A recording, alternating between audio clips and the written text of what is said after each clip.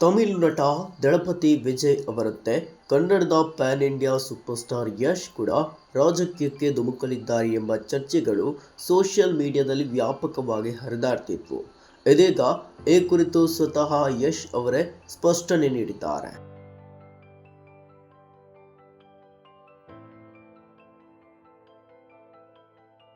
App ಕಿ ಅದಾಲತ್ ಕಾರ್ಯಕ್ರಮದಲ್ಲಿ ಭಾಗಿಯಾದ ಅವರು ಪ್ರೇಕ್ಷಕರೊಬ್ಬರು ಕೇಳಿದ ಪ್ರಶ್ನೆಗೆ ಉತ್ತರಿಸಿದ್ದಾರೆ. ವಿಜಯ್ ಸಿಎಂ ಆಗಿದ್ದಾರೆ, ಅವರಂತೆ ನಿಮಗೂ ದೊಡ್ಡ ಅಭಿಮಾನಿಗಳ ಬಳಗವಿದೆ, ನೀವು ರಾಜಕೀಯಕ್ಕೆ ಬರ್ತೀರಾ, ಸಿಎಂ ಆಗುವ ಆಸೆ ಇದೆಯಾ ಎಂದು ಕೇಳಲಾಗಿದೆ. ಇದಕ್ಕೆ ಯಶ್ ಒಬ್ಬ ನಟನಾಗಿ ನಾನು ಸಾಧಿಸಬೇಕಾದದ್ದು ಇನ್ನೂ ಬಹಳಷ್ಟಿದೆ. ನಮ್ಮ ಚಿತ್ರರಂಗವನ್ನು ಅಂತಾರಾಷ್ಟ್ರೀಯ ಮಟ್ಟದಲ್ಲಿ ಇನ್ನಷ್ಟು ಉತ್ತಮವಾಗಿ ಹೇಗೆ ಗುರುತಿಸಿಕೊಳ್ಳುವಂತೆ ಮಾಡಬೇಕು ಎಂಬುದೇ ನನ್ನ ಸದ್ಯದ ಆದ್ಯತೆ.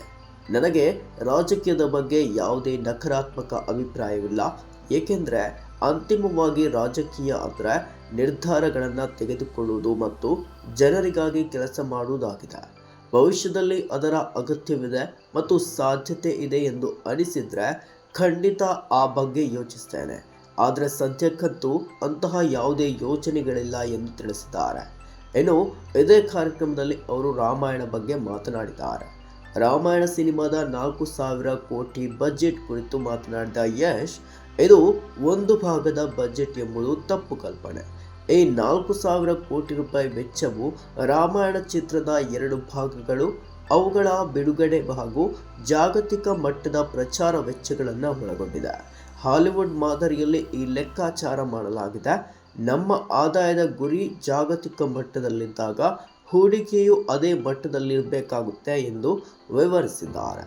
ಅಲ್ಲದೆ ಭಾರತೀಯ ಚಿತ್ರರಂಗವು ದೇಶೀಯ ಮಾರುಕಟ್ಟೆಯನ್ನು ಮೀರಿ ಜಾಗತಿಕ ಮಟ್ಟದಲ್ಲಿ ನಮ್ಮ ಸಾಂಸ್ಕೃತಿಕ ಶಕ್ತಿಯನ್ನು ಪ್ರದರ್ಶಿಸಬೇಕು ಎಂದು ಅಭಿಪ್ರಾಯಪಟ್ಟಿದ್ದಾರೆ.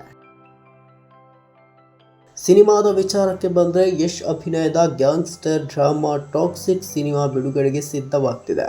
ಗೀತು ಮೋಹನ್ ದಾಸ್ ನಿರ್ದೇಶನದ ಈ ಚಿತ್ರದಲ್ಲಿ ಕಿಯಾರ ಅಡ್ವಾಣಿ, ನಯನತಾರಾ, ತಾರಾ ಸುತಾರಿಯಾ, ರುಕ್ಮಿಣಿ ವಸಂತ್ ಮತ್ತು ಹುಮಾ ಕುರೇಶಿ ಪ್ರಮುಖ ಪಾತ್ರಗಳಲ್ಲಿದ್ದಾರೆ. ಇದರ ನಂತರ ನಿತೀಶ್ ತಿವಾರಿ ನಿರ್ದೇಶನದ ಬೃಹತ್ ಬಜೆಟ್ನ ರಾಮಾಯಣ ಭಾಗ 1ರಲ್ಲಿ ಯಶ್ ರಾವಣನ ಪಾತ್ರದಲ್ಲಿ ಕಾಣಿಸಿಕೊಳ್ಳಲಿದ್ದು ರಣಬೀರ್ ಕಪೂರ್ ಮತ್ತು ಸಾಯಿ ಪಲ್ಲವಿ ಜೊತೆ ಅಭಿನಯಿಸ್ತಾ ಇದ್ದಾರೆ. ಯಶ್ ಈ ಚಿತ್ರದ ಸಹ ನಿರ್ಮಾಪಕರು ಆಗಿದ್ದಾರೆ.